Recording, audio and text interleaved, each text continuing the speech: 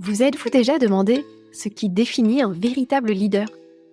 Est-il possible d'allier succès financier et impact sociétal positif?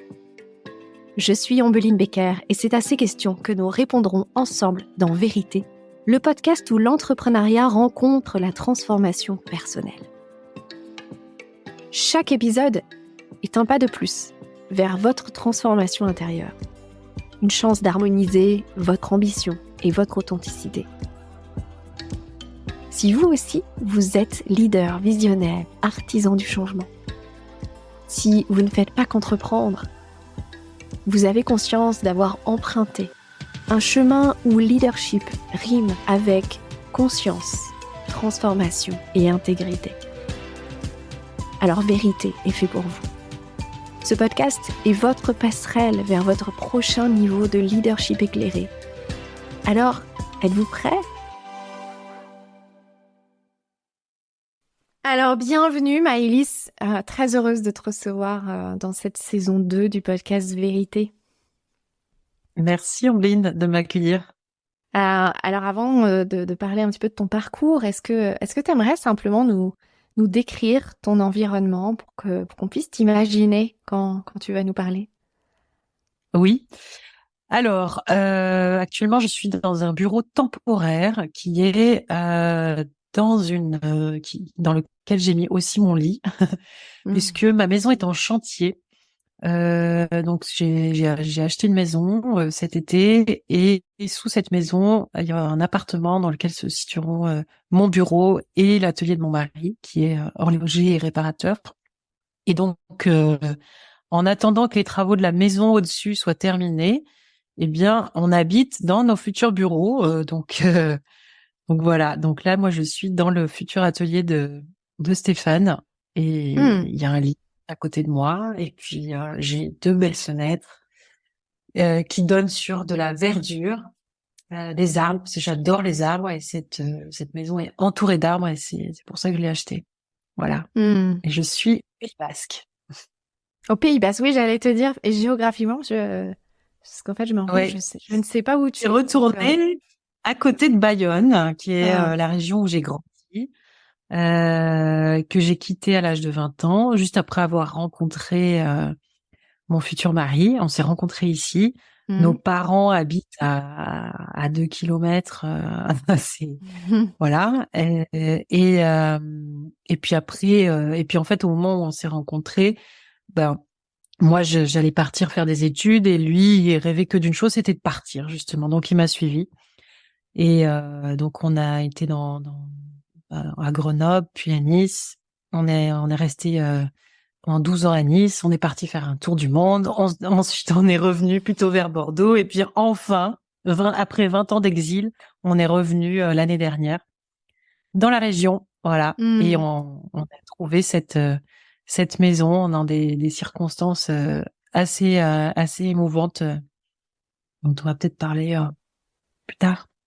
ouais, avec plaisir, avec plaisir. Et puis, c'était aussi une année un peu charnière. Donc, c'est fou que la Ouais, maison arrive une à ce année. moment-là. Oui, c'est ça. En fait, c'était un peu donc c'était l'été dernier, hein, donc il y a un an. Donc c'était un moment c'était une véritable tornade en fait, puisque on devait déménager. Déjà, on avait déjà prévu de déménager dans la région et de faire construire sur un terrain en pente. Et ce projet de construction n'aboutissait pas en fait. C'était vraiment très très conflictuel avec l'architecte qui voulait pas faire ce que je voulais, qui était vraiment pas du tout à l'écoute. J'en ai changé, mais j'ai eu les mêmes problèmes. C'est très très très compliqué et ça m'a causé beaucoup de stress en fait cette histoire. Et au moment où on allait déménager dans une maison en location qui était juste à côté du terrain, bah là j'ai appris que j'avais un cancer du sein. Donc ce cancer a permis en fait de laisser tomber ce projet de construction avec lequel je pense qu'on allait droit dans le mur en fait, puisque avec ce cancer, je pouvais plus emprunter la somme nécessaire à faire construire, mais juste heureusement quelques à peine un mois avant, il y a une loi qui avait été votée en juin 2022 qui qui disait que donc il y a le droit à l'oubli déjà, et puis pour les personnes qui empruntent moins de 200 000 euros par tête, ça veut dire à deux 400 000 euros, eh bien il n'y a pas d'obligation de questionnaire médical. Voilà. Donc on s'est débrouillé avec cette somme-là et puis les économies qu'on avait pour pouvoir acheter une maison à rénover. Et la recherche de cette maison était absolument extraordinaire, puisque au début c'était voilà, on s'y est mis au mois d'août dès qu'on est arrivé, et puis en même temps voilà, on trouvait rien. Et puis j'ai dit à mon mari au mois de septembre, on arrête, je suis focus sur ma santé, et une fois que je serai opérée, on la trouvera. Je pense que il faut d'abord que je sois focus sur ma santé, et puis on verra après, chaque chose l'une après l'autre. Donc ce cancer, ça m'a vraiment appris aussi à faire ça, à lâcher de vouloir tout faire en même temps. Et effectivement, j'ai été opérée le mardi 4 octobre, et le mardi suivant, on visitait cette maison qui était exactement la maison que j'avais rêvé dans mes rêves les plus fous il y a 4 ans déjà, où j'avais dit à mon mari un jour, on est allé au restaurant et sur un restaurant qui était dans une forêt des Landes, sur un terrain en pente, et le fait d'être sur un terrain en pente faisait que la terrasse, il y avait la terrasse en bois, donnait sur la canopée des arbres, et c'était magnifique. J'ai dit, c'est ça que je veux un terrain en pente pour avoir cette vue-là depuis ma terrasse sur la canopée des arbres. Et en fait, en arrivant dans cette maison, un terrain en pente, on arrive sur la terrasse, et là, des arbres au sud, à l'est, à l'ouest, voilà. Donc on était sur la canopée, donc ça correspondait exactement à ma vision. Et en me retournant, j'ai vu écrit sur la façade 1982, qui était mon année de naissance. Et ensuite, quand on a signé chez le notaire, on s'est rendu compte qu'elle avait été inaugurée exactement 5 jours après ma date de naissance. Ouais, c'est fou. Ouais. Donc il y avait Vous êtes nés quand même ensemble. beaucoup de... Voilà, en fait, c'est ça, c'est ce que je dis souvent, c'est cette maison et moi, on a exactement le même âge et on est tout à rénover comme moi. Voilà. Magnifique, très belle histoire. Et puis, voilà. Et puis nos auditeurs ne savent peut-être pas encore à quel point les lieux sont importants dans ton métier, dans ton parcours. Je vais peut-être partager un petit peu les grandes étapes de ton parcours et puis de ton entreprise Home. Tu t'ajoutes des choses s'il y a besoin, etc. Hein, on est en interaction. Et puis, ça nous amènera aussi à l'intention que tu as posée pour nos auditeurs aujourd'hui. Ça te va? Ok. Oui. Donc 1982, ça veut dire que tu as 2 ans de moins que moi. Donc 40, okay. C'est ça? 41 depuis le 41. mois de mars. Ah oui, t'es de mars. Moi, je suis de décembre. Ouais. Donc tu commences tes études par les Beaux-Arts, où tu me disais 7 ans d'études dans un milieu où l'argent est tabou. Et tu découvres donc l'art de la vente et donc de faire de l'argent après, dans ton premier job où tu es recruté chez un cuisiniste. Et là où tu découvres en fait l'humain et la relation commerciale aussi, j'imagine. Tout à fait. Ça a été assez violent. Ouais. J'aime bien que tu parles de l'art de la vente, parce que je reprends. Oui, en fait, c'est un vrai art, parce que en fait, je découvre qu'en fait, c'est juste l'art de l'écoute. Ouais. Chose qui faisait tellement peur, en fait. Et on va pouvoir en reparler après, mais c'est les Beaux-Arts, donc c'est un milieu artistique, et en fait, le milieu de l'architecture est aussi un milieu artistique, avec des profils de personnes où l'ego est particulièrement fort. C'est pas une critique que je dis, c'est pas une critique, un trait de personnalité où l'ego va être fort et on va aller chercher qui je suis, comment j'ai envie de m'exprimer, etc. Et justement, ma façon de faire de l'architecture d'intérieur, moi, on verra que c'est pas dans le qui je suis, comment j'ai envie de m'exprimer, mais c'est dans le qui je fais habiter, pour qui je conçois et quels sont les humains que je vais faire cohabiter ensemble. Donc, on est vraiment sur un travail de connaître, d'être vraiment amené à connaître l'autre et avoir une empathie particulièrement forte. Et ce qui est assez amusant, c'est surtout avec l'espace de la cuisine, qui est quand même un lieu vraiment de convivialité, de retrouvailles. ouais. Enfin, je trouve que c'était Oui, encore alors la symbolique. cuisine, c'est un prétexte. En réalité, le métier de cuisiniste, c'est pas forcément faire que de la cuisine, Ouais. même si c'est la plus grosse, on va dire le plus gros du chiffre d'affaires et ce qu'on met en avant. Mais en l'occurrence, c'était les cuisines Schmidt, puis les cuisines Mobalpa. On faisait de la cuisine, on faisait les salles de bain, on faisait des dressings, des bibliothèques. En fait, on faisait de l'agencement de Des maison rangements. complet.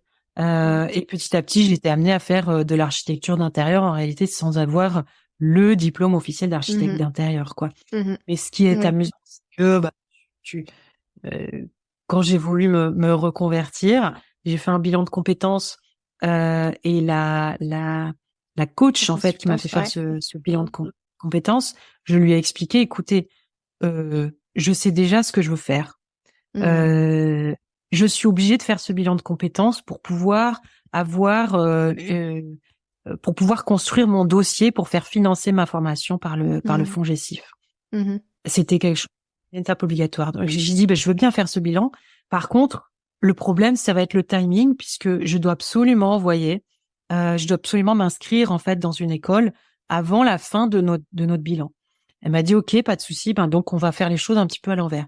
Et donc, on a commencé à chercher quelles étaient les bonnes écoles pour moi, etc., etc. Et en fait, à la fin, en dernier, elle m'a fait ce test de personnalité qu'elle aurait dû faire normalement à la toute première séance. Et j'arrive à la dernière séance, donc, elle avait déjà les résultats. Et là, je la vois blême. Et je dis, qu'est-ce qui se passe? Elle me dit, mais vous n'avez pas du tout la personnalité d'une architecte d'intérieur. Et en fait, ce qui est marrant, c'est que ça ne voulait pas dire tu n'es pas faite pour ce métier. Ça voulait simplement dire, par rapport aux personnes qui font ce métier, vous n'avez pas du tout la même personnalité. Et en fait, je lui dis, mais qu'est-ce qui différencie? Elle me dit, vous avez un ego sous-développé et un sens de l'empathie plus développé. OK. Et du coup, je devrais faire quoi comme métier? Elle m'a dit, journaliste ou commerce. Voilà. C'est des métiers qui correspondent à votre profil de personnalité. Et alors, c'était marrant parce que, voilà, le commerce, en fait, je venais de passer effectivement 6 ans chez ce cuisiniste. Et journaliste, moi, j'ai démarré un blog. Donc, je te laisse continuer mon parcours. C'est une parenthèse. Et puis, c'est effectivement... je trouve que c'est tellement plus intéressant de pas être fait pour un métier alors qu'on est attiré par ça, comme quoi on a vraiment quelque chose à apporter. Et c'est bien ce que tu démontres aujourd'hui avec Home, comme on va le dire à nos auditeurs. Donc effectivement, en 2014-2015, tu reprends tes études et t'es acceptée en dernière année d'école privée d'architecture d'intérieur. Donc là, tu découvres que tu sais déjà, que tu connais déjà et que tu incarnes déjà ce métier, puisque tu étais sur le terrain pendant 6 ans. Tu termines avec une thèse sur une thématique autour de l'architecture pour les enfants et les parents. Tu obtiens les félicitations du jury. C'est aussi à ce moment-là que tu crées ta micro-entreprise et ton blog optimismeenespace.com, dans lequel tu partages ta vision du métier et de l'habitat, qui est comment faire cohabiter des humains en harmonie. Et c'est un petit peu ce que tu me disais tout à l'heure sur ta vision de l'architecture. Juste 1 an après, ton blog est remarqué par les grands médias, notamment plusieurs articles sur le blog de Castorama, des reportages sur 7 à 8 sur TF1, France Bleu, et une lectrice te contacte pour que tu lui transmettes ta méthodologie. Et c'est à ce moment-là, en fait, que tu as l'idée de créer l'atelier Home. Ouais, alors c'est très particulier parce que cette lectrice, elle était architecte déjà. Ça veut dire qu'elle était beaucoup plus diplômée que moi. Elle avait fait 5 ans d'architecture et 2 ans pour avoir ce qu'on appelle l'habilitation à la maîtrise d'œuvre en nom propre, HMONP, puis 2 ans encore où elle avait travaillé en tant que salariée dans une agence.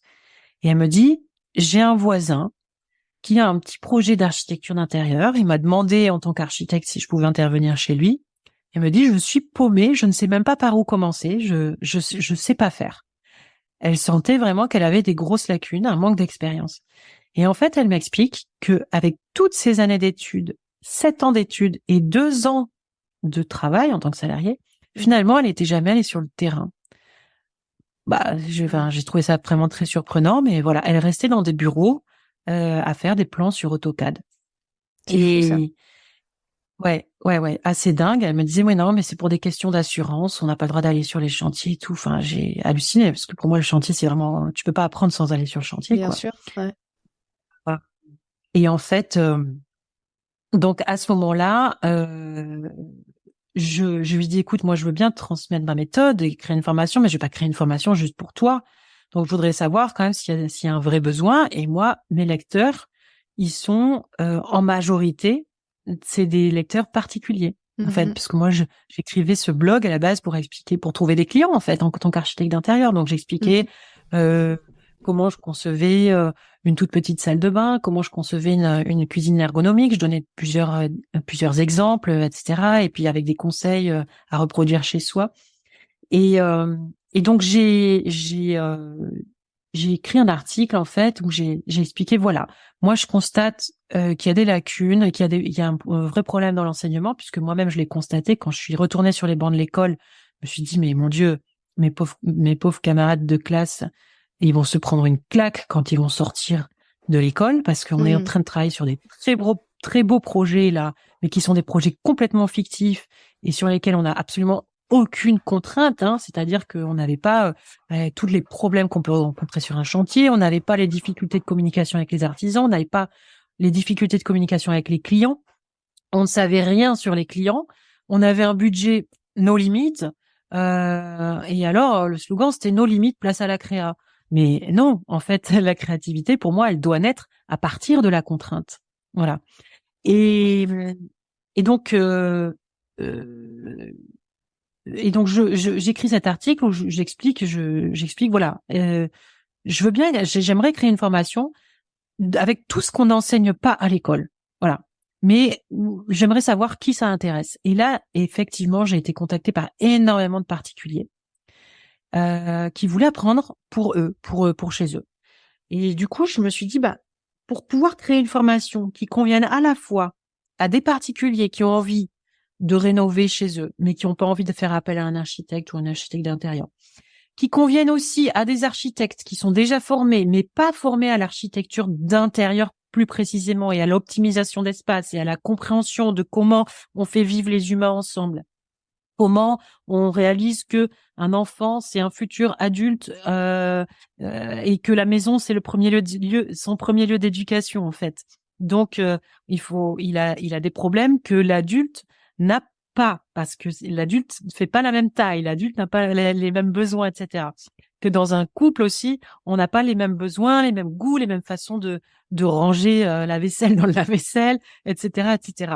Toutes ces questions-là sont des questions qui sont jamais posées en école d'architecture, ni en école d'architecture d'intérieur d'ailleurs. Oui, ou en fait, on est juste dans la recherche esthétique, ça? Esthétique, absolument. Ouais. La recherche esthétique, un petit peu technique quand même, surtout en école d'architecture évidemment, puisqu'en école d'architecture, on est quand même censé faire des bâtiments qui tiennent debout avec des fondations solides, etc. Mais les écoles d'architecture d'intérieur vont surtout former à vraiment l'esthétique, la décoration en réalité, avec quelques apprentissages de normes, évidemment, pour tout ce qui concerne les ERP, établissements recevant du public, mais très peu sur l'habitat, en fait. Je m'étais rendu compte que l'habitat, c'est vraiment une partie qui était très survolée.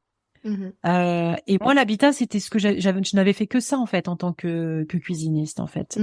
Cuisiniste, agenceur Oui, toi, cuisiniste, t'avais récolté les besoins des particuliers et créé des espaces en fonction de ces besoins. Ouais. C'est ça. Et vraiment, moi, j'ai pu me rendre compte à quel point l'espace, l'agencement d'espace impacte sur nos capacités à vivre ensemble, à vivre en harmonie et à être bien chez soi pour être bien tout court, en fait. Ça, ça a été vraiment une évidence, en fait. Euh, et on voit bien, en fait, une maison qui est pas bien agencée, bah, on va pas être bien, hein, déjà, soi-même, mais on va être encore moins bien, ensemble. Donc, c'est hyper important d'apprendre à bien se connaître, à bien connaître les personnes avec qui on vit, et puis à dessiner un intérieur, en fait, qui nous permette de vivre ensemble, en fait, en se respectant en tant qu'individu et en se respectant en tant que foyer. Voilà. Donc c'est la formation de l'atelier Home, elle est née de ce constat-là que je devais créer une formation à la fois pour des architectes et à la fois pour des particuliers. Et du coup, j'ai dit tout simplement, vous allez vous mettre derrière mon épaule, je vais vous expliquer ma méthodologie, comment je prends un projet et comment on mesure un espace. Donc voilà, première étape, comment je fais un maîtrise.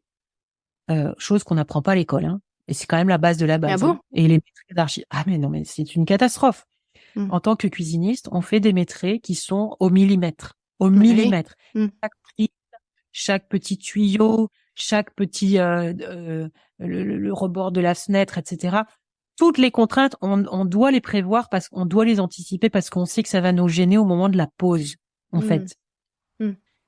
En tant qu'architecte, on cote en fait, c'est une question de rapport d'échelle qui est assez intéressant. C'est que l'architecte, il va coter en mètres. L'architecte d'intérieur, il va coter en centimètres sur ses plans. Et le menuisier ou cuisiniste, il va coter en millimètres. Et en fait, ce changement d'échelle va créer un rapport de précision du bâtiment qui est tout autre, en Bien fait. sûr. Mm. Et en fait, moi, comme j'avais eu cette école, j'avais été vraiment formée à l'école du millimètre, j'ai été confrontée régulièrement à mon bureau en tant que cuisiniste avec des plans d'architectes qui étaient faux, en fait, qui étaient complètement faux. Et c'est ce que je dis dans l'atelier Home à des particuliers qui disent j'ai fait appel à un architecte, donc j'ai déjà les plans, il m'a fait mon maîtrise. Je dis attention, refais le maîtrise, même si c'est un maîtrise réalisé par un architecte. Je peux te dire que systématiquement c'est faux. Je n'ai pas eu une seule fois un maîtrise qui était juste. Voilà. Mm. Donc toi, tu crées c'est l'atelier Home pour justement apporter plus de réalisme aussi à c'est ces ça. étudiants ou aux personnes qui ont envie finalement de se Oui. lancer dans un nouveau métier. En fait, l'idée, c'est de vraiment bien comprendre le bâtiment, déjà. Qu'est-ce que c'est ce mur, cette cloison, cette gaine technique, qu'est-ce qu'il y a, comment c'est ventilé, comment c'est par où arrive l'eau, par où elle repart, etc. Ça, c'est hyper important de bien comprendre son bâtiment parce que comme Mm. ça, on va pouvoir comprendre si on peut déplacer la salle de bain, si on peut déplacer les WC, de Mm. combien de mètres on peut ou pas. Euh, et en fait, ça peut intéresser les particuliers, mais ça intéresse aussi les professionnels, évidemment, qui Mhm. n'ont pas assez travaillé dessus en profondeur. Mhm. Et in fine, je me suis rendu compte que cette formation, petit à petit, elle était de plus en plus suivie par des personnes en voie de reconversion Ouais. qui comparaient mon atelier Home à des grandes écoles d'architecture Ouais. d'intérieur. Mm. Donc là, je me suis un petit peu presque inquiétée. Ou finalement, tu cherches en fait la voie la plus rapide pour avoir un métier. C'est ça. Ouais. Et du coup, donc j'ai modifié justement l'atelier Home, qui à la base est une formation très très courte, pour l'axer beaucoup plus pour des profils justement en reconversion.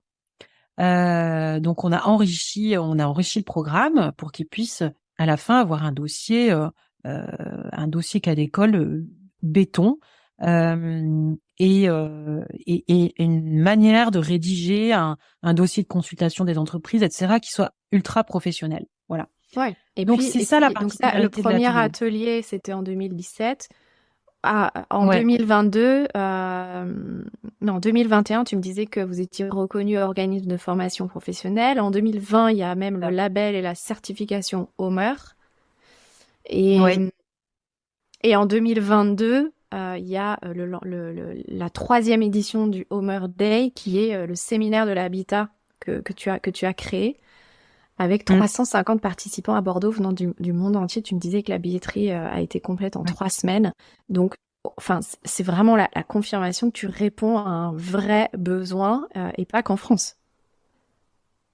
Oui, bon, alors, nos formations sont que en français, mais on parle français dans le monde entier. Donc, on est suivi en Nouvelle-Calédonie, on est suivi en Afrique, on est suivi en Martinique, en Guadeloupe, on est suivi au Québec. Voilà. Alors, les Québécois, on a beaucoup moins. Nos élèves sont surtout des Français expatriés au Québec parce qu'en fait, on a un rapport d'échelle qui est différent. Malheureusement, nous, on travaille en Mm. centimètres. Eux, Mm. ils n'ont pas la même unité de mesure puisque c'est les pouces. Mais hormis Mais en termes de ce défi, réflexion, d'état d'esprit et tout ça, c'est voilà, ça que vous amenez aussi, ouais. tout à fait, tout à fait. Donc, ces formations, en fait, elles ont évolué pour être vraiment aujourd'hui complètement destinées à un profil en reconversion.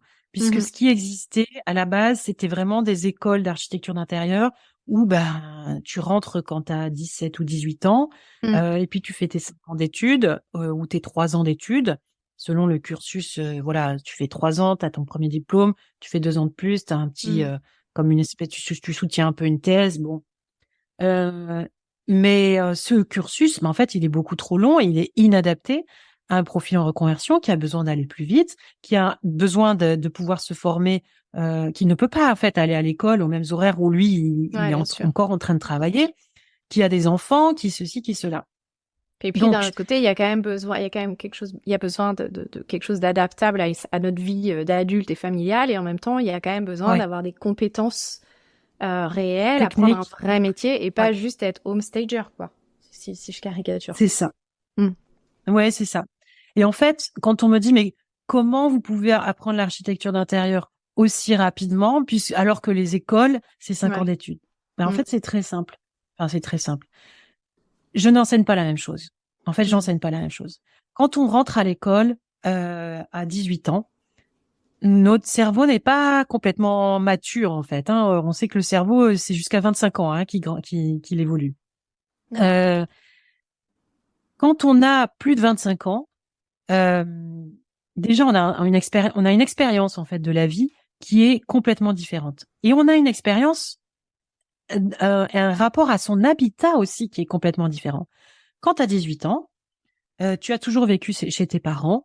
Tu n'as jamais rencontré de problème de fuite d'eau, de plomberie, d'appeler le plombier, de comprendre Ouais, c'est qu'est-ce qui se clair. passe, Mm. d'avoir d'être inquiet par une poutre qui s'affaisse, d'être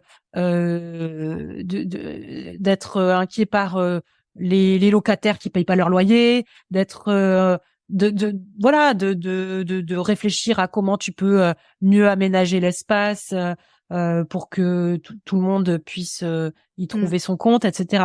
Donc tout ça, tu te poses pas trop de questions, tu te laisses un peu Mhm. porter quand tu es enfant, quand tu es adolescent, Mm. éventuellement tu vas réaménager ta chambre, mais tu vas pas te préoccuper de tes cohabitants.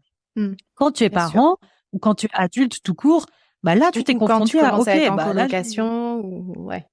voilà, Ouais. t'as de la colocation, ou bien t'as habité tout Mm. seul, ou bien tu t'es rendu compte de combien c'est compliqué de payer son loyer. Déjà, tu as un rapport à l'habitat qui est bien différent. Donc ça, c'est une Mhm. première expérience. Ensuite, tu as aussi d'autres expériences. Tu as des expériences dans la vie active. Euh, alors, on a aussi parfois des étudiants, c'est beaucoup plus rare par contre, Mm. des personnes qui se reconvertissent à peine après avoir fini un premier cursus d'études et puis qui changent et qui n'ont pas encore été salariés ou quoi que ce soit. Mais ça reste assez rare. Mais même ces profils-là, ils ont quand même un rapport, une première vie adulte en fait. Ce qui fait que nous, on va aller piocher parce que comme ce qui est hyper important, c'est l'humain dans notre métier, on va aller piocher dans ces expériences d'humain. Et ce que j'explique, c'est que tous les premiers métiers sont utiles. Toutes les premières vies ont été utiles. C'est-à-dire le fait d'avoir été parent va être utile. Le fait d'avoir même connu un divorce, d'avoir connu un décès, d'avoir connu une maladie, etc. Tout ça va nous permettre en fait de travailler notre sens de l'empathie et pour comprendre en fait les humains qu'on doit faire cohabiter ensemble. Bien Voilà, sûr. donc tout ça c'est quelque chose qui va être utilisé, utilisable. Et ensuite, quand je dis que je n'enseigne pas la même chose, Nous, on est vraiment spécialisé dans l'habitat. Donc, tout ce qui concerne les normes, qui concerne les établissements recevant du public, qui est une grosse partie de l'enseignement en école d'archi classique, on n'en parle pas. Nous, on est uniquement focus sur les normes de l'habitat. En revanche, on est beaucoup plus, on appuie beaucoup plus justement sur cet enseignement de l'habitat. Et tout ce qui concerne l'histoire de l'art, on n'en parle pas. L'histoire de l'art et du design, parce que ça, j'estime que chacun peut se faire sa culture comme il veut, en lisant des bouquins, en allant voir des expos, en regardant des films documentaires, etc. Donc, il n'y a pas besoin d'aller à l'école pour ça quand on est en reconversion, encore une fois, hein, quand on a 17-18 ans, peut-être que c'est nécessaire. Et ensuite, de quoi? Qu'est-ce qu'on n'enseigne pas? Les logiciels. Voilà. Donc, les logiciels, c'est aussi une grosse partie de l'enseignement. Et en réalité, le problème de l'apprentissage des logiciels quand on apprend trop tôt, c'est que du coup, ça empêche d'être focus sur l'intelligence de conception. Et donc, moi, ce que je veux, c'est qu'il n'y ait absolument aucun filtre entre le cerveau et le plan. Et le meilleur moyen de n'avoir aucun filtre, c'est simplement d'avoir un crayon entre les deux. Si tu dois en même temps apprendre un logiciel et en même temps apprendre à concevoir intelligemment, c'est pas possible en fait, parce que le logiciel, il va te dire alors attends, je dois cliquer d'abord là, puis là, puis là, puis là, je dois rentrer le point A, il est à tant de centimètres, le point B, il est à tant de centimètres, l'épaisseur, elle est nanana. Et ça te prend. Tu perds voilà ce qui est instinctif et ce qui te permet de réfléchir vraiment à l'intelligence de ta proposition de plan, à la pertinence de ton plan. Donc, on enseigne à la main, c'est volontaire. Ouais. Et après, on dit, on a des partenariats, par contre. On a un partenariat pour enseigner les logiciels avec une école qui est spécialisée, qui ne fait que ça, pour enseigner qui nous permet d'avoir aujourd'hui de pouvoir enseigner également le meilleur logiciel d'architecture d'intérieur à nos étudiants. Mais voilà. Alors, j'aimerais, Maëlys, j'aimerais te ramener dans le cœur aussi de notre sujet, tout à fait. Parce que je sais que ton temps est compté aussi. Et puis de toute façon, voilà, je mettrai dans la description du podcast tous les liens pour pouvoir aller se renseigner sur Home, sur les formations, sur les événements, etc. Je vais m'emballer un peu. Et puis, enfin, t'es passionnée, donc c'est normal. Et moi, j'adore le sujet de l'architecture. Je te disais que j'aurais pas redoublé mon bac, je serais rentrée dans une école d'architecture. Donc, l'intention que tu avais pour nos auditeurs aujourd'hui, c'était vraiment de faire passer le message que rien n'est impossible et que quand on ne va pas bien, on n'est pas obligé de tout arrêter. Parce qu'effectivement, l'été 2022, quand tu es diagnostiqué du cancer du sein, tu te poses la question, est-ce que c'est le moment d'arrêter Home ? Et effectivement, on est aussi dans une période de l'entrepreneuriat où il y a beaucoup d'entrepreneurs qui arrêtent ou qui changent de modèle d'affaires pour revenir à quelque chose de plus simple, de moins de pression, etc. Qu'est-ce que t'aimerais dire par rapport à tout ça ? Déjà, partager toi comment ça s'est passé quand tu t'es posé cette question. Comment t'as fait pour trouver la réponse à cette question ? Alors déjà, je crois que dans les personnes qui t'écoutent, il y a beaucoup de personnes qui sont des web entrepreneurs, si je me trompe pas. Oui, des entrepreneurs du digital, mais on a de tout. Ouais, okay. On a de tout. Mais on a aussi bien des solopreneurs que des dirigeants de PME. D'accord. En fait, pour toutes les personnes qui, un petit peu comme moi, ou toutes les personnes qu'on a pu côtoyer en commun, qui avaient des systèmes de formation en ligne, on a connu avec la période Covid une explosion de la demande. Ce Covid, en fait, nous, il a fait passer mon entreprise de une équipe de 6 personnes à une nécessité d'équipe de plus de 20 personnes. Et parce qu'on a été vraiment dépassé même par la demande, si tu veux. En premier confinement, on a connu, en fait, on était à la croisée de tous les besoins. Les gens ne savaient pas quoi faire de leur journée, ils avaient envie de se former, on proposait des formations en ligne. Les gens étaient enfermés chez eux et justement, nous, on parlait depuis des années de bien-être chez soi. On parlait de cohabitation et notre discours a pris complètement sens à ce moment-là, le problème de cohabitation avec les enfants H24, etc. Et donc, en fait, tout ça a fait que on a été vraiment plus l'envie de changer de métier aussi. Plus oui, tous ces envies effectivement de changer de vie, etc. Nous on proposait justement cette reconversion. Donc on a été complètement dépassé par la demande à tel point qu'on a même carrément dû refuser en fait des candidatures. Des candidatures. Voilà. Donc, on s'est restructuré, on a grossi, on a formé des tutrices, etc. Et aujourd'hui, on sort de la crise Covid et on est structuré pour accueillir beaucoup de monde, mais on se rend bien compte, effectivement, et tout le monde se prend cette claque-là, je pense, on n'est pas les seuls, que qu'est-ce qui s'est passé pendant ces 2 années et qu'est-ce qui s'est passé depuis, c'est que le marché n'est plus le même. Donc, il y a plus cette effervescence d'avoir envie de changer de vie, de se former, etc. Il y a une espèce de frilosité ambiante par rapport à l'inflation, la guerre en Ukraine, cela. Voilà. Donc une espèce d'angoisse comme ça. Et puis dans le même temps, comme les formations en ligne, ça a explosé. À un moment donné, il y a tout un flot de nouveaux. Il y a trop d'offres. Entrepreneurs, il y a trop d'offres. L'offre a explosé. Si tu veux, nous, on était seuls. On était complètement seuls sur le marché de la formation en ligne en architecture d'intérieur. C'est-à-dire, on n'est pas, c'est dans notre discours, dans notre accès à un processus de reconversion rapide, etc. On avait vraiment, on était seuls sur le marché. Aujourd'hui, je vois une nouvelle formation qui sort par semaine. Donc, même si aujourd'hui on a quand même toujours une longueur d'avance et puis on se distingue par la façon dont on enseigne, etc. Mais voilà, c'est beaucoup plus compliqué. Donc dans ce contexte-là, plus moi qui ai un cancer, on peut se dire, est-ce que ce serait pas le moment de revenir à quelque chose de plus petit, ou peut-être que ça y est, j'ai fait mon travail, j'ai fait mes preuves et voilà. En réalité, ce qui s'est passé à ce moment-là, c'est que heureusement, il y avait eu, comme tu disais tout à l'heure, la 3e édition du Homer Day juste avant, qui a permis de confirmer à quel point le réseau Homer était extrêmement fort.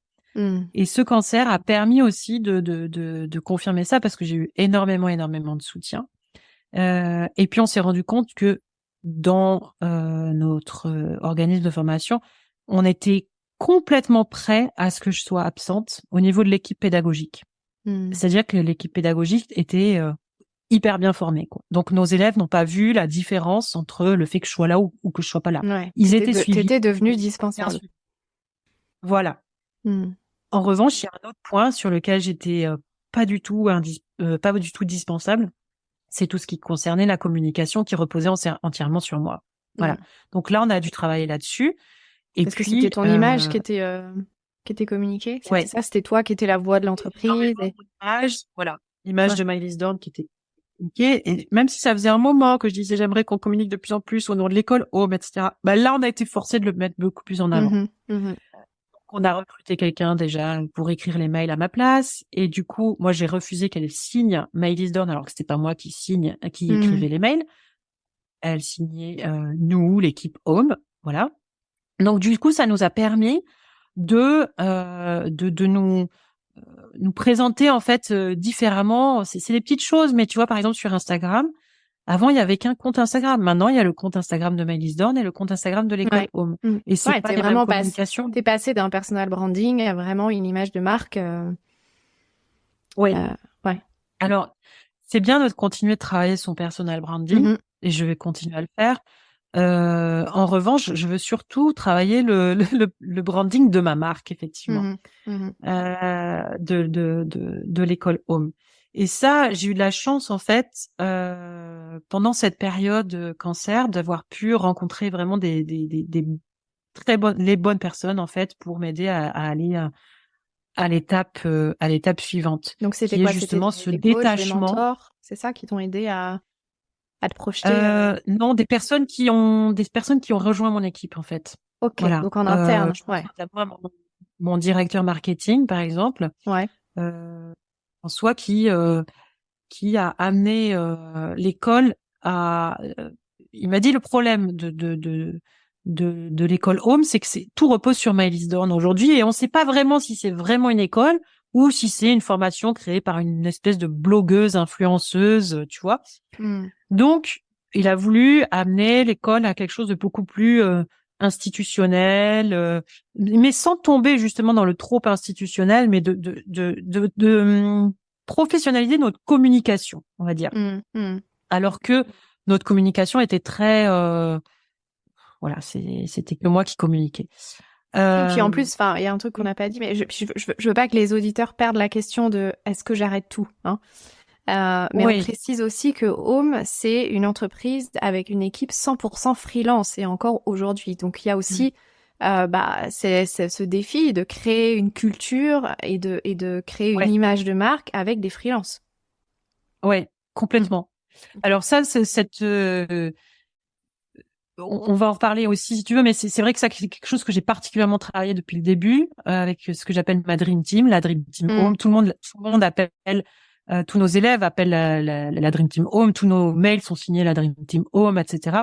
Et rejoindre la Dream Team, c'est devenu un petit peu le Graal pour certains, quoi. Donc ça, je suis assez fière de ça, et c'est vrai que j'ai pu avoir des confidences en fait de membres de ma Dream Team qui disaient qu'ils voulaient pas quitter la Dream Team parce que ça fait bien aussi sur sa carte de visite, quoi. Voilà.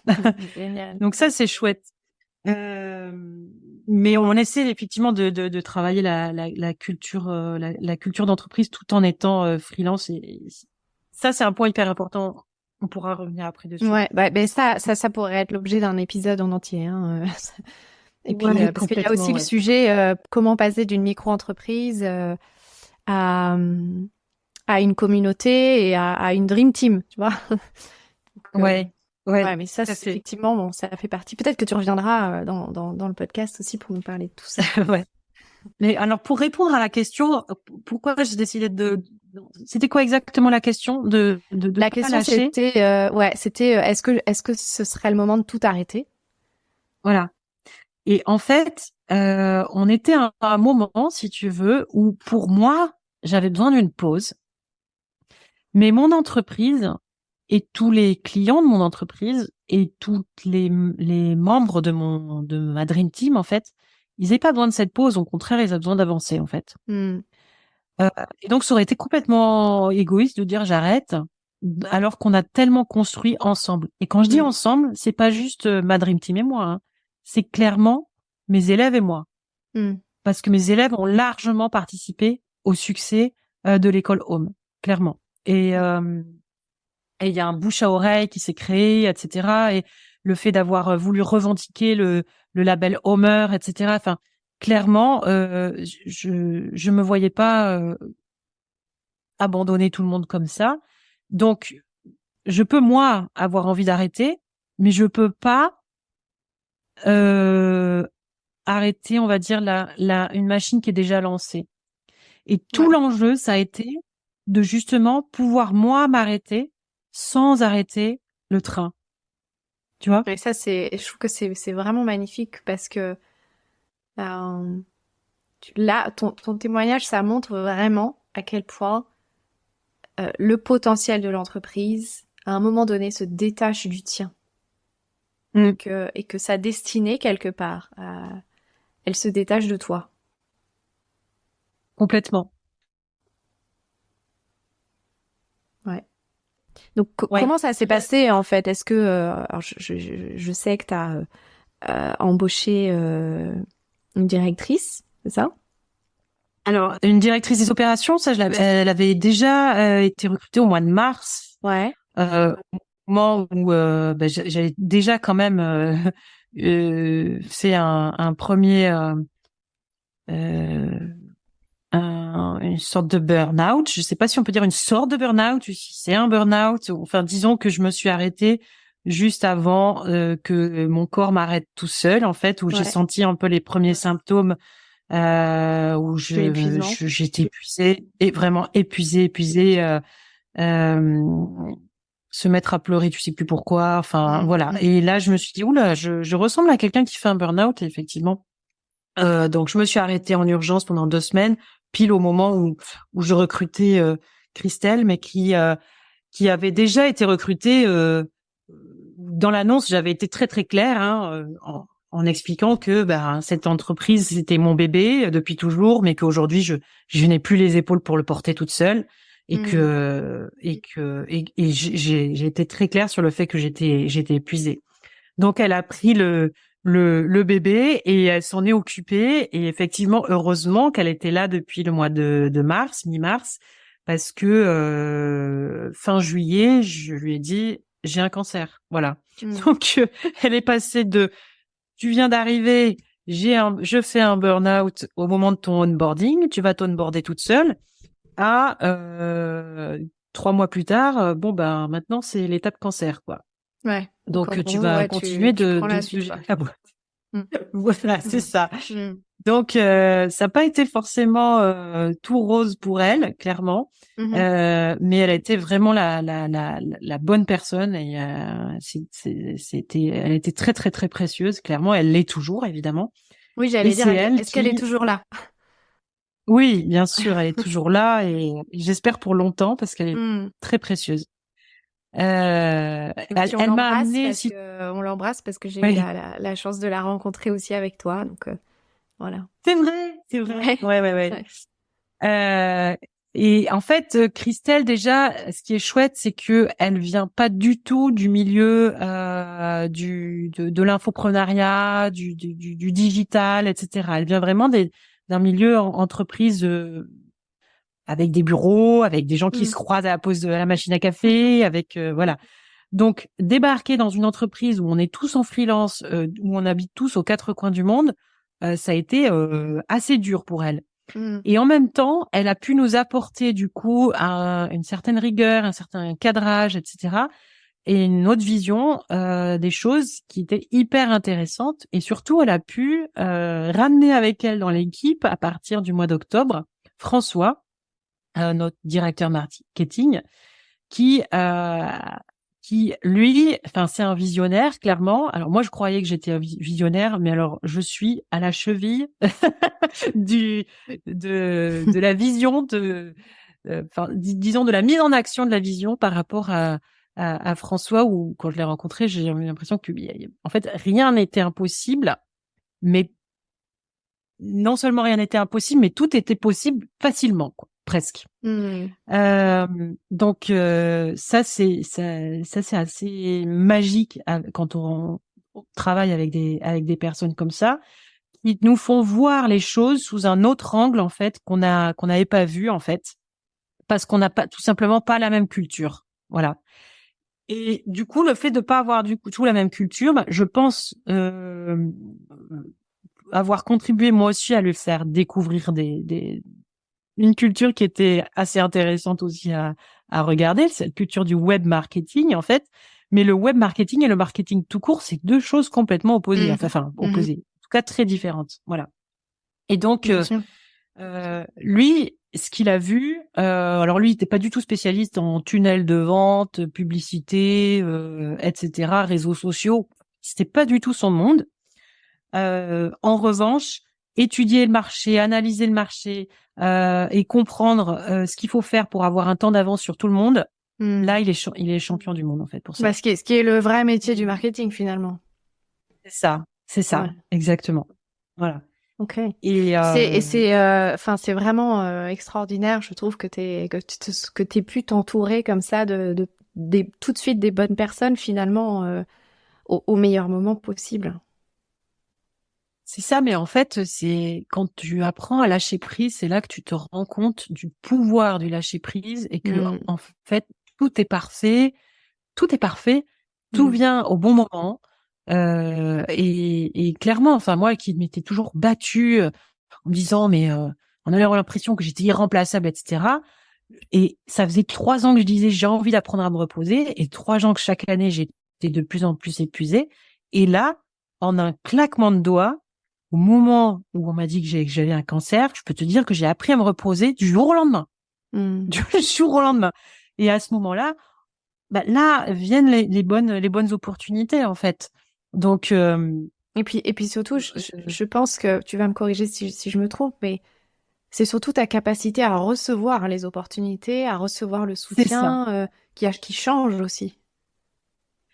Mais ça, vraiment le cadeau caché du cancer, c'est Mm. que j'ai vraiment appris à recevoir. Mm. Et j'ai reçu énormément. Bon, moi, quand j'ai appris que j'avais un cancer, j'ai tout de suite été dans l'état d'esprit. Enfin, tout de suite, on va dire, peut-être pas dans la minute, mais assez rapidement, été dans l'état d'esprit. Ok, c'est quoi le cadeau caché? Mhm. Je sais qu'il y en a, et je vais tous aller les chercher. Mm. Et effectivement, je suis allée les chercher un par un, et j'ai appris à accueillir et non plus être tout le temps gênée de recevoir, de demander, etc. C'était le moment ou jamais, ou le moment où j'étais la plus faible, que j'ai pu enfin apprendre en fait à accueillir, à recevoir, etc. Et Et puis ce qui me vient aussi, c'est que tu as appris à recevoir en étant déjà dans la certitude que ce que tu reçois à tel moment ou de telle personne, c'est de toute façon ce qu'il y a de mieux.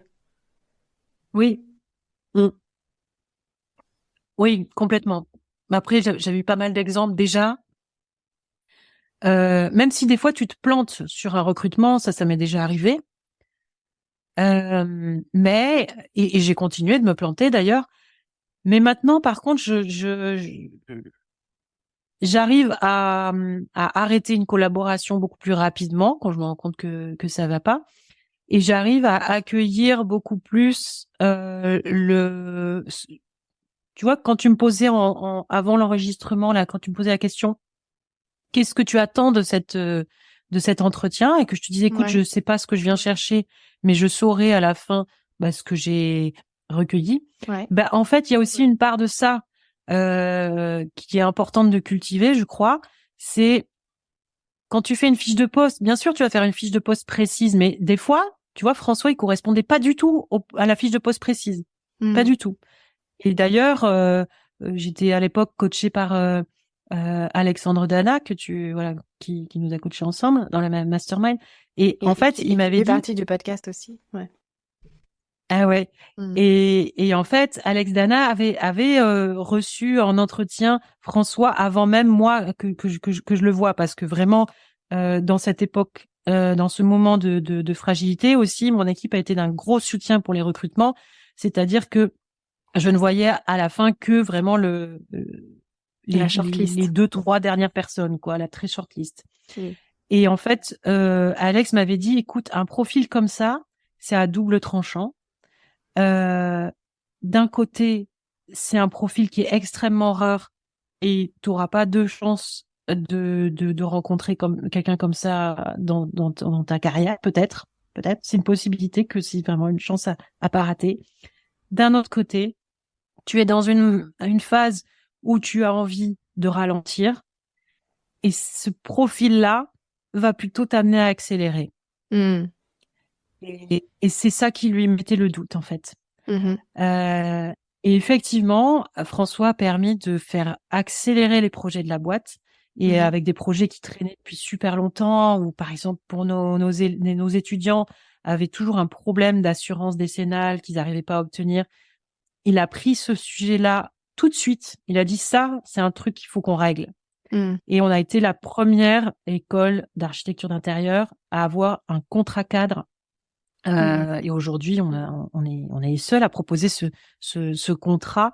C'est-à-dire que tous nos élèves, à la sortie de nos formations, ont l'assurance de pouvoir être assurés en décennale, et de Ouais, ça, pouvoir c'est énorme. travailler sereinement, quoi. Puis en termes de Et en légitimité plus, pour les roamers, c'est énorme. Mm. tout à fait, tout à fait. Et en plus, un tarif défiant toute concurrence, puisqu'on a une assurance 2 fois moins chère que sur le marché, que ce Mhm. qu'on peut trouver sur le marché. Mhm. Donc Donc en ça, fait, tu ça as fait partie, choisi voilà, tu vois, ça d'embaucher. c'était. Tu as choisi d'embaucher François. Oui, oui, finalement. bien sûr. Ouais. On l'a recruté. Enfin, quand on dit embauché, il est toujours en freelance, lui Oui, aussi, en freelance, parce mais que, ouais. mais effectivement, il fait partie de la Dream Team et, et du CODIR, même, du comité de Mm. direction maintenant.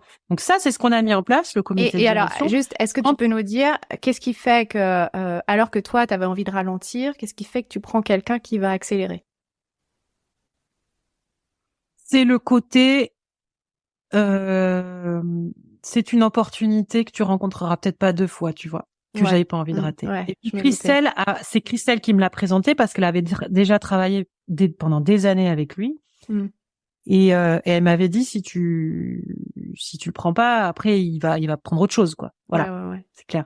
Et puis, tu savais Et aussi que finalement, ils formeraient équipe ensemble et que Christelle pouvait tout à aussi être fait, là pour l'accélération, quoi. tout à fait. Mm. Après, on s'est rendu compte quand même que il avait des grosses, j'allais dire des lacunes, mais c'est pas vraiment des lacunes, c'est juste que c'est pas son métier, le web marketing, quoi. Ouais. Donc, on a recruté quelqu'un d'autre, plus Mhm. axé web marketing, tunnel de vente, etc. Mhm. Qui va accélérer l'efficacité de notre site internet, de nos mails, etc. Mhm. Mais lui, si tu veux, il va être à une échelle Il est au-dessus, plus, quoi. oui, Que il est plus au niveau de stratégie marketing, c'est ça, j'imagine. Ok, c'est ça. Et du coup, ok. ça a permis de libérer. En fait, c'était à la fois on avait peur en fait que ce soit dangereux par rapport à au fait que moi je voulais ralentir, mais en réalité. Le fait d'avoir accéléré sur certains projets, ça m'a permis, moi, d'être beaucoup plus sereine.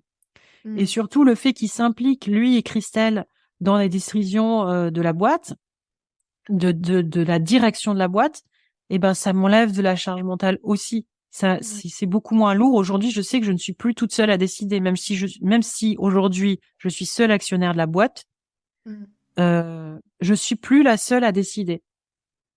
Ouais, ça Voilà. c'est fou, hein. Mm. C'est fou. Et alors, Mm.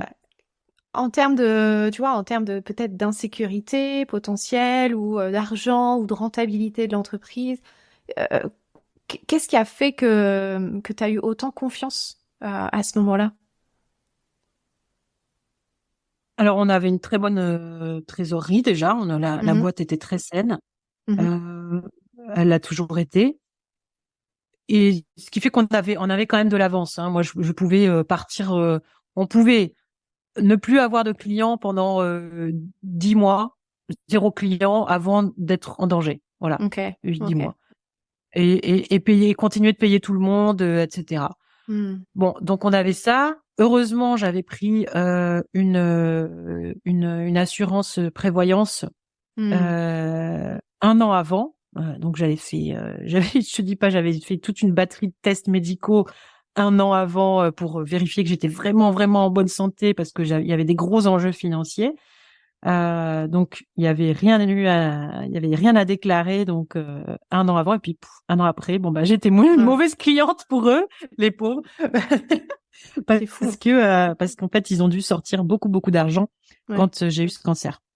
Donc, Voilà, donc c'est ce qui a t'as eu permis un de. salaire, t'as eu une rémunération qui a été maintenue, c'est ça, pendant Donc ton il y a eu séjour? ma rémunération qui a été maintenue, mais il y a eu également une indemnité qui a été reversée aussi pour les frais de fonctionnement de la boîte. Ah ouais. Mm. Euh, Cette indemnité-là, oui, parce qu'en fait on estime que ma présence, si tu veux, était tellement indispensable que la boîte allait Elle est coulée, quoi. enfin risquer gros en fait en Ouais, mon absence. ouais. Et c'est pour ça que ça c'est hyper. En fait, ça, c'est vraiment, s'il y a bien un message à passer, Mm. c'est faites-vous assurer, travaillez votre prévoyance. Mm. Vous pouvez Mm. pas, on peut pas prévoir. Moi, j'ai toujours été en bonne santé. J'ai toujours été ultra insouciante sur ma santé. J'ai jamais, enfin, dans ma famille, tout le monde toujours en bonne santé, etc. Il y avait rien qui pouvait prédire que à 40 ans, j'allais avoir un cancer, clairement. Ouais, puis tu te dis, ça Et arrive qu'aux autres, quoi. Mm. Et c'est ça, on se dit toujours que ça arrive qu'aux autres. Et puis c'est toujours le truc, on se dit oui, c'est vrai que c'est important. Je l'ai déjà entendu dans une interview, je l'ai déjà entendu, si, j'ai déjà lu, on me l'a déjà dit. Mais c'est pas le plus urgent là à faire d'ici demain. Et ben en fait, s'il y a Ouais. si tu reportes tout ça au lendemain, ben en fait voilà. Enfin, moi heureusement, que un an avant, à un moment donné, je me suis dit, bon, allez, ok, je prends ce sujet à bras le corps. On m'a donné un numéro de téléphone, j'y vais, je l'appelle. Voilà, j'ai pris un courtier qui a été absolument génialissime Mm. et qui me soutient aujourd'hui encore. Et voilà, ça Et c'est d'ailleurs, génial. si tu as envie de partager son contact, on pourra le mettre dans la description, peut-être pour Ah pour ouais, ouais, les ouais, avec auditeurs. grand Ouais. plaisir. Mm. Ouais, il s'appelle Ok. Thomas Desguillaume et ouais, il est top, top, top. Voilà, je le Mm. recommande à Ok. tout le monde d'ailleurs parce qu'il m'a sauvé ma boîte clairement avec ce contrat. Bien sûr. Et ce qui fait que on a quand même fait un petit peu moins de De chiffres. bénéfices Ouais. parce qu'on a eu beaucoup de recrutements. Oui. On a maintenu le chiffre d'affaires, Ouais. on a fait moins de bénéfices, Ouais. euh, mais grâce à cette indemnité, ben c'est ce qui a permis quand même de faire quand même du bénéfice sur l'année où j'ai été absente, quoi. Mm. Voilà. Ouais, c'est fou. Et Ouais. justement, je me souviens quand on a préparé l'interview, tu me disais, il faut oser se poser les vraies questions pour Mm. s'arrêter avant le mur. Oui, c'est ça. Et donc, Ouais. si, tu vois, qu'est-ce qu'il faudrait ajouter par rapport à ça pour que notre échange soit complet et que ça puisse s'inspirer nos auditeurs? Euh, en fait, avant de parler des vraies questions, je crois que ce qui est important de peut-être de dire pour compléter la question de comment on peut s'arrêter sans arrêter sa boîte, je crois que ce qui a été hyper important pendant tous ces mois où j'étais absente, et j'étais absente mais en même temps pas complètement absente parce que je reste la seule dirigeante de ma boîte quand même. Donc mon équipe avait quand même souvent des requêtes, des validations à obtenir de ma part, ne serait-ce que pour les recrutements en fait. Hein. Et, et en fait, ce qui a été hyper important dans mon changement de position, c'est que j'ai plus du tout été dans l'opérationnel. En revanche, j'ai continué de transmettre la vision. Donc j'étais là uniquement, alors, j'étais responsable de la vision de l'entreprise et non plus responsable de comment tout se passe bien, comment est-ce que tous nos élèves ils sont contents, Mm. etc. En Et fait, comment est-ce qu'on ça t'a forcé quelque part à vraiment incarner ta posture de CEO. ouais, c'est ça. Bah on devrait tous le faire, mais on le fait pas en fait. Ouais, On c'est le fait ça. pas avant d'être dans. Voilà. Et donc les bonnes questions, c'est ça, c'est quoi effectivement ta posture de CEO. Et je pense que c'est hyper important de se poser la question de la vision qu'on a pour son entreprise. Moi, à la base de la base, ma vision, elle était très grande déjà pour mon entreprise. Je voulais changer le monde, et je pense que tout entrepreneur a envie de changer le monde quelque part. Mais effectivement, moi, je me suis vraiment dit à un moment donné, ça va pas du tout l'enseignement de l'architecture d'intérieur en fait, et ça va pas du tout l'architecture d'intérieur et l'architecture telle qu'elle est pratiquée aujourd'hui. Et je veux expliquer pourquoi, et je veux transmettre. Et je pourrais pas aider tous les foyers du monde, mais par contre, si je forme de plus en plus de monde, et ben chaque personne formée pourra pratiquer une architecture d'intérieur différente. Et petit à petit, ensemble, on va pouvoir changer le monde. Et c'est pour ça que toujours mes élèves ou mes clients, je sais pas comment on doit dire, mais je les ai toujours considérés comme des partenaires en fait. Voilà. Et ils ont toujours Mm. joué ce jeu-là, d'être complètement partenaires de cette vision, quoi. Voilà. Ouais, Donc, t'as vraiment créé un collectif, hein. oui, en fait, c'est toutes nos formations, tous nos programmes, on les a toujours créés en co-construction. Il y a Mhm. toujours eu une session pilote. Il n'y a jamais eu de je crée un truc dans mon coin et pouf, je vous le présente. Parce que je pense que c'est ça ce qu'il faut pour vous. Ça a vraiment toujours été de la co-création avec beaucoup d'allers-retours avant de dire ok, c'est bon, on a la bonne version. Mais en fait, on n'attend pas d'être prêt avant de lancer un truc. En fait, on dit ok, vous avez un besoin, alors expliquez-le moi. Et vraiment, c'est tous nos programmes ont été lancés parce que nos élèves nous ont dit, ou le tout premier atelier homme, c'est parce que j'ai une lectrice qui m'a dit j'ai un problème, transmets-moi, apprends-moi à faire ça. Et ensuite, les choses suivantes, le Homer Day, qui est le séminaire de l'habitat pertinent, c'est parti de Maëlys, il y a une super ambiance dans le groupe Facebook où on échange entre élèves. Ça serait génial qu'on puisse se rencontrer. Est-ce que tu peux nous organiser un truc pour qu'on puisse se rencontrer? Pouf, le séminaire de l'habitat pertinent est né. Maëlys, on aimerait bien créer notre entreprise. Toi, tu as réussi la tienne. Comment on fait pour trouver des clients, pour développer son entreprise, sa stratégie, etc. Paf, le programme Homer Pro est né. Maëlys, quand même, on aimerait bien être un peu plus revendiquer le métier de Homer et puis être un peu plus renforcer nos compétences techniques. Le programme Homer Ninja est né. Et Maëlys, on aimerait bien rester en réseau, etc. Et le réseau Homer est né. Donc en fait, voilà, c'est tout ça. À chaque fois, ce que j'ai créé, c'est parti d'une demande qui n'était pas la mienne. Besoin en fait. exprimé. Ouais. Ouais, c'est ça. Et je pense que c'est le secret. Je pense que c'est le secret d'une entreprise durable. Ouais, ouais. C'est être à l'écoute des besoins en fait. Et c'est ce surtout qu'on enseigne. et surtout donner l'opportunité qu'il puisse être exprimé. Ce qui dans une entreprise digitale n'est pas si simple. Ouais. Donc, Mais ça, c'est pour ça qu'il faut absolument organiser des rencontres en fait avec ses élèves, avec ses clients, parce que le feedback, mais enfin, il y a rien de plus précieux en fait que le feedback. Et nous, bon, on est ravis, on a vraiment des super beaux témoignages, très positifs, etc. Mais quand on en reçoit un de négatif, eh ben, je peux te dire que ça picote, mais on le prend au sérieux, quoi. Ouais. Il n'y a pas un témoignage, il n'y a pas un truc, un retour négatif qui n'a pas engendré une modification ou une remise en question. Et c'est pas parce qu'il y en a 1 sur 100 qu'on le prend pas au sérieux, quoi. Voilà. Donc. Ok. Magnifique. Donc s'arrêter avant le mur, écouter les signaux. Revenir aux vraies motivations, aux vrais désirs, oser sa posture de CEO, c'est-à-dire élever aussi sa posture.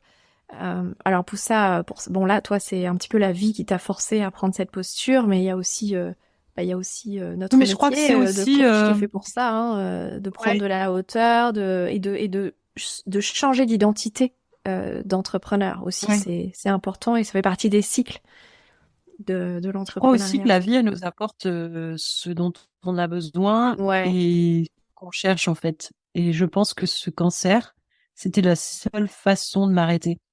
C'est con à dire, mais c'est vraiment terrible à dire. Mais ça faisait 3 ans que je disais, il faut que je m'arrête, il faut que je m'arrête, il faut que je m'arrête. Bah, ce cancer m'a permis de m'arrêter, quoi.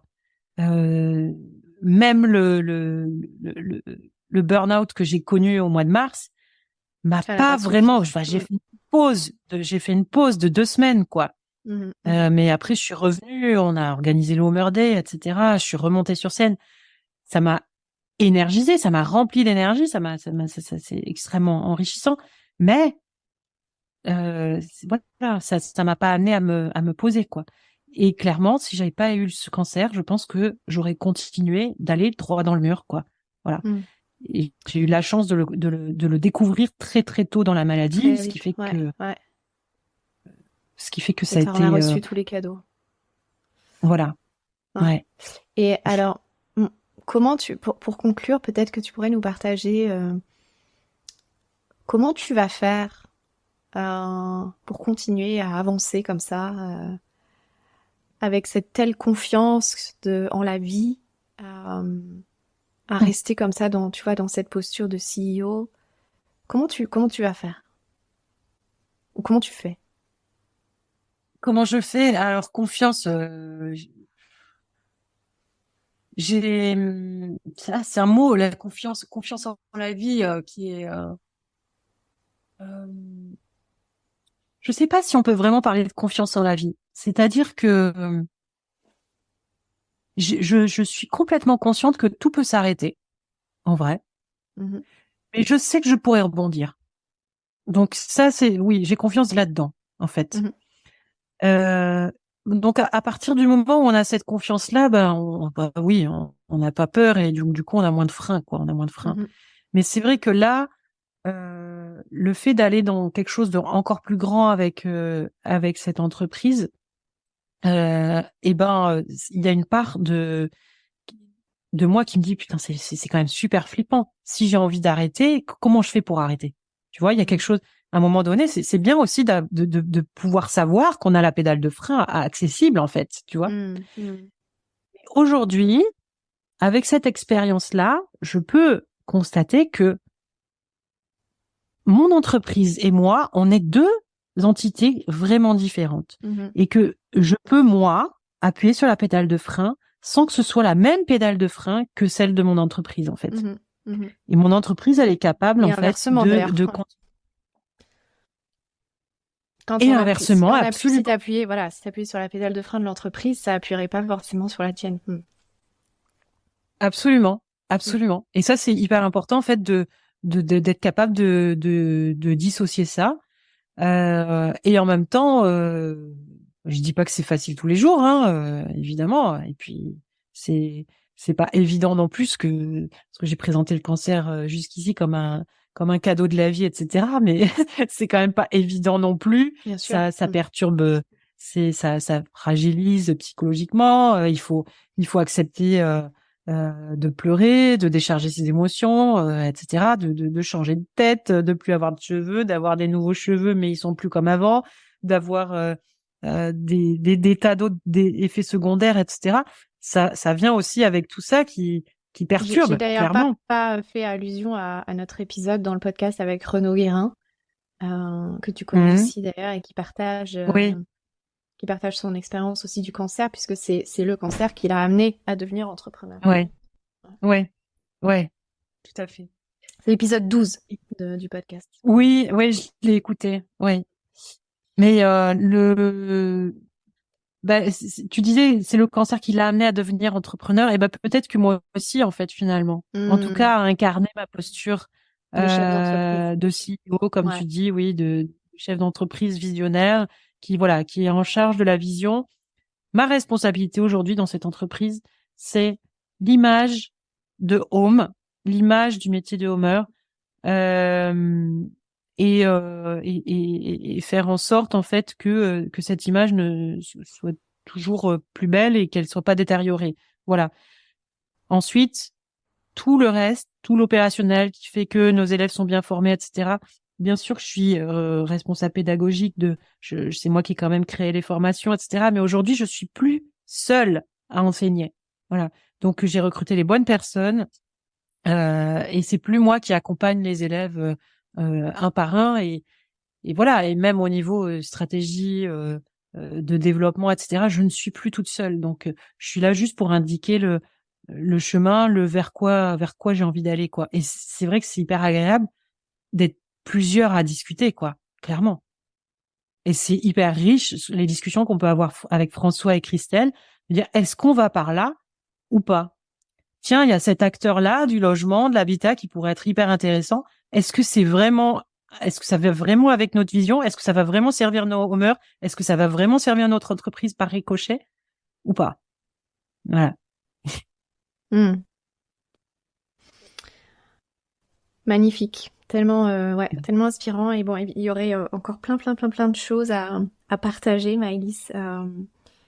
En tout cas, moi je te trouve vraiment inspirante, et j'aime beaucoup ta simplicité, ton authenticité, et à quel point aussi t'as pris conscience ces dernières années que tu voulais t'éclater, quoi.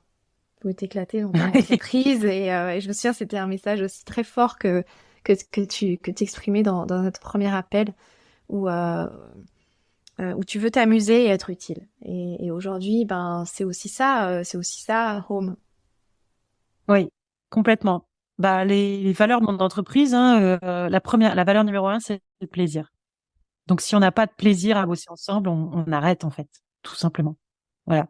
Et c'est vrai que il y a eu une collaboration, justement, il y en a même eu 2 que j'ai arrêtées au moment du cancer, parce que ça permet justement, c'est le moment, quand tu es dans un moment comme ça où tout d'un coup, tu es hyper chamboulé, où tu fais le tri très rapidement et tu te réalignes à tes valeurs, en fait, tout de suite. Alors que ça faisait des mois que ça n'allait plus, en fait, et qu'on n'était plus, qu'on n'avait plus de plaisir à travailler l'un pour l'autre, quoi. Donc, Donc voilà, on a pu arrêter ça et c'était très bénéfique pour moi comme pour l'autre personne en fait. Voilà. Bien sûr. Et donc, évidemment, j'imagine que dans le comment tu vas faire pour rester dans ce, j'ai envie de dire, ce niveau de vibration, ce niveau de conscience et cette nouvelle posture en fait que tu incarnes, j'imagine que ça fait partie. C'est rester focus sur ce qui est important pour moi, sur ce qui est Oui. important pour l'entreprise, selon ma vision, et de continuer à t'élever comme ça euh, dans le fun aussi. Oui, dans le fun, oui. Mais avec des process, ce qui est Ouais, absolument indispensable. ouais, des process T'as pas une entreprise structurée. Tu vois, ça, c'est quelque chose qui m'a donné beaucoup confiance aussi, et notamment en travaillant avec Christelle. C'est que tout est processisé. Il y a aussi Mélanie Garcia qui est business coach, qui travaille pour nos Meurs Pro, mais qui nous a aussi beaucoup aidé à nous structurer pendant mon arrêt de travail. Mhm, Euh, et, et en fait, tous ces process-là font qu'aujourd'hui, je suis beaucoup plus sereine mhm. à l'idée que moi, je suis pas indispensable, mais personne dans mon équipe n'est indispensable, Ouais. n'est irremplaçable. Pardon. Mhm, Tout le monde est indispensable, mais personne ne doit être irremplaçable. Voilà. mhm, mhm. Eh oui, c'est-à-dire Donc, que qu'il y a des automatisations, il y a des process, il y a moyen de trouver l'information nécessaire facilement. oui, Mhm, oui, c'est ça. Voilà, trouver l'information, mais aussi on sait ce qu'on veut comme profil et mhm, on sait que ben là où on s'imaginait qu'avant telle personne qui travaille dans l'équipe, elle est irremplaçable, il n'y en aura pas deux pareils. Bah en fait, quand tu fais bien la fiche de poste, bah si, il y en a d'autres. Il y en a d'autres sur Terre. C'est pas possible qu'il n'y en ait pas d'autres en fait. mhm. Voilà. Mais ça, c'est que quand la personne s'en va, et que t'es mis au pied du mur pour la retrouver, pour trouver quelqu'un qui la remplace, que tu te rends compte que, en fait, si cette personne est remplaçable, et en plus, peut-être que c'est par quelqu'un qui va être qui va mieux correspondre à tes valeurs, etc. Donc, y a aucun, Mhm. donc j'ai moins de stress aussi par rapport à ça, parce que c'est stressant quand même de travailler avec des gens brillants. Euh, et Je crois que c'est Audrey Destan qui, dans le 22e épisode, qui disait que elle embauchait que des gens brillants. ouais. Et beaucoup plus qu'elle. Je crois que c'est elle qui dit ça. Ah oui, oui, oui. Ben, clairement, c'est ma plus grosse fierté, hein, la Dream Mm, Team. Hein. mm, La mm, Dream Team. Oh, aujourd'hui, je suis entourée de personnes que j'admire et qui sont bien plus brillantes que moi, effectivement, mm, chacune dans leur domaine, mm. clairement, quoi. Magnifique. Que, Et puis ça amène aussi la notion de d'entreprise comme système organique. On en parle aussi beaucoup dans le podcast sur que chaque personne apporte quelque chose qui reste dans l'entreprise, même si cette personne s'en va. Et c'est une espèce de absolument. croissance, ouais, et de co-création qui se fait. Ouais. Ouais. Ça, c'est quelque chose que je mets en avant avant même de recruter, Mm, effectivement. On a conscience, ça fait partie des valeurs de l'entreprise aussi, cette notion de qu'on est éphémère en fait. Hein. On est juste mm, de passage sur cette terre. On est là pour construire quelque chose. Mais cette terre, elle était là avant nous et mm, elle sera là après nous. mm, Voilà, et on est là pour faire un petit bout de quelque chose, quoi. Et mon entreprise, en fait, j'ai envie de la partager comme ça, c'est-à-dire que j'aime bien la notion de intrapreneur. C'est-à-dire que ouais, ça a beau d'être des freelances, ils sont entrepreneurs à l'intérieur de mon ouais, entreprise. ouais. Et il y a Euh, même des mais intrapreneurs dans des gros groupes salariés, hein, tu vois. C'est ouais, une notion qui est oui, tout à fait. très importante. Ouais. Ouais. Donc c'est pas juste des personnes à qui je dis bah j'ai tel besoin, il faut faire ça. Non, c'est la plupart du temps eux qui me disent Maëlys, il y a tel besoin, je propose de faire ça. Mm, mm, Voilà. Mais euh, par contre, voilà, il y a vraiment cette notion-là effectivement d'apporter sa pierre à un édifice qui était là avant eux et mm, qui sera là après eux. mhm, Voilà. mhm, mhm, Donc et c'est chouette aussi de pouvoir me dire maintenant que peut-être que moi aussi, un jour, je serai plus chez Home, mais Home mhm. continuera d'exister en Ouais, fait.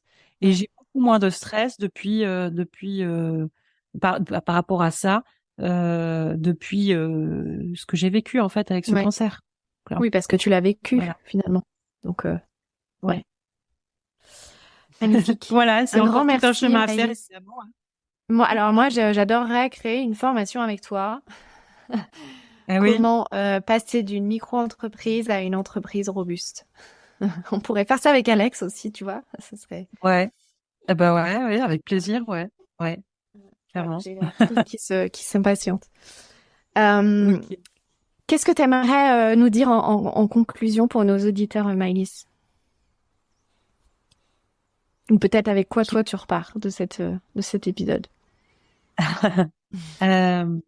Je repars avec peut-être plus de prise de conscience en fait de ce que j'ai accompli, parce qu'en fait quand on est toujours le nez dans le guidon, en fait on a du mal à célébrer tout ça, et du coup c'est un moment, cet échange avec toi qui est assez génial pour ça en fait, pour Hmm. faire le bilan, pour se dire hey, petite tape derrière l'épaule, Pour c'est pas mal. célébrer.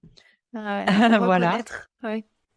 Reconnaître, en fait, c'est hyper important. Il y a pas besoin d'être faussement modeste. En fait, Mhm. c'est hyper important à un moment donné, quoi qu'on ait fait. Et je le dis aussi à tous nos étudiants, quoi qu'on ait fait, c'est hyper important de célébrer chaque petit Mhm. pas, quoi. Bien sûr. Euh, donc voilà, ce genre de moment, ça permet de célébrer aussi. Donc vraiment un grand merci pour ça, Ombline. Merci à toi. Et et puis si j'avais un message, donc en conclusion à faire passer, c'est bah oui, c'est cette que on peut s'arrêter sans forcément arrêter son entreprise. Ouais. En revanche, ça demande d'avoir une entreprise, une vision extrêmement solide et une Mhm. équipe extrêmement solide aussi. Voilà. Mhm. Et ça, c'est la première chose à construire en fait. Et La pour vision ça, et et l'équipe. pour, ouais, et pour ça, ce que tu nous as transmis aussi aujourd'hui, c'est pour réussir à avoir cette équipe, cette entreprise solide. Ben, peut-être que la première étape, ça a été d'apprendre à recevoir, parce que tu as reçu la vision, tu as Ouais. reçu les idées, et tu as appris, voilà, à faire confiance à tout ça. Mm. Donc, Complètement. ouais. Merci beaucoup, Maëlys. Qui aimerais-tu entendre dans ce podcast? Ah ouais. J'ai pas réfléchi à cette question. Donc, tu pourras, si tu veux voilà, si t'as plus le temps, tu pourras me répondre un autre jour. Il n'y Ouais. a pas de souci. Non, attends, je vais réfléchir. Qui est-ce que j'aimerais entendre dans ce podcast? Euh... Attends. Tu couperas mon blanc au montage. Ouais, ouais, ouais. Euh, Parce que là, j'ai pas mal d'amis. Mais en fait, peut-être ça m'intéresserait quand même d'avoir finalement dans toute cette vague d'entrepreneurs qui arrêtent leur boîte pour revenir à quelque chose de plus petit. Ça m'intéresserait d'avoir. Tu as eu des témoignages comme ça ou pas dans ce Ouais, sens-là? il y a Anthony Morvan, qui est l'épisode Ah oui, 21, qui a tout quitté. Il y a ouais, Julien complètement. Musy aussi, qui a parlé de ça dans le podcast, épisode Ah 15. oui, Ouais. d'accord. Il y a Katia Finance aussi qui nous a partagé. Elle est encore enfin en tout cas au moment de l'épisode, elle était encore dans toutes ces questions de remise en question. Ouais, ouais, Voilà, ouais, c'est ok. là, c'est ceux à qui je pense. Ouais, ok. Mais si t'as Eh ben, si tu penses à d'autres personnes, c'est avec plaisir. Alors là, la saison 2, elle est 100% féminine. ah oui. Et Alors, ouais, je vais te dire, j'aimerais bien. Alors, ça n'est pas sur le sujet de moins croître, de ouais. décroître. Mais j'aimerais bien entendre Laure Matsoukas. Matsukis? Ouais. Tu la connais ou pas? Non. Alors, elle est coach en finance, voilà. Ok. Et donc, je sais qu'elle accompagne pas mal d'entrepreneurs, et je pense qu'elle aura pas mal de partage à faire, parce qu'elle Ok. accompagne beaucoup d'entrepreneurs à reprendre le contrôle de leurs finances. On a travaillé ensemble en 2020, Mhm. et pour moi, qui était complètement déconnectée en fait de la notion des finances. Si tu veux, l'argent, il arrivait sur le compte, voilà, je suis contente, mais qu'est-ce que j'en fais, quoi, tu vois? Mhm. Et ben en fait, elle m'a appris à regarder les chiffres, à et à les maîtriser, quoi. Voilà. Pour pouvoir piloter son entreprise, en fait, tout simplement. Ok, je regardais. Qu'est-ce qui est rentable, Matsukis, t'écris Matsukis. OUKIS. Ouais. OUKIS. Et c'est LNK Training, sa boîte. Ok. Je regarderai. Ça Voilà. marche. Un grand merci, Maëlys. Et les personnes qui ont envie peut-être de faire un retour sur notre épisode, comment elles peuvent te contacter? Eh bien, elles peuvent me contacter sur Instagram. Ouais. J'ai un Instagram Maëlys Dorn, MAILY-Dorn, ou l'Instagram de l'école Home, école_home, HOME. Voilà. Magnifique. Et puis sinon, il y a notre site internet, évidemment, optimismemonespace.com, avec un onglet contact. Soit plus simple. Super. Et puis on remettra tout ça dans la description. Ok, merci beaucoup. Magnifique continuation à toi et j'espère qu'on pourra se voir bientôt. Voilà. Merci. Avec grand plaisir. Merci, Ambline. À bientôt. Merci d'avoir écouté cet épisode. Restez à l'écoute pour découvrir des perspectives révolutionnaires et des conseils pratiques qui transformeront votre approche du leadership et du succès. À très vite pour cette saison 2.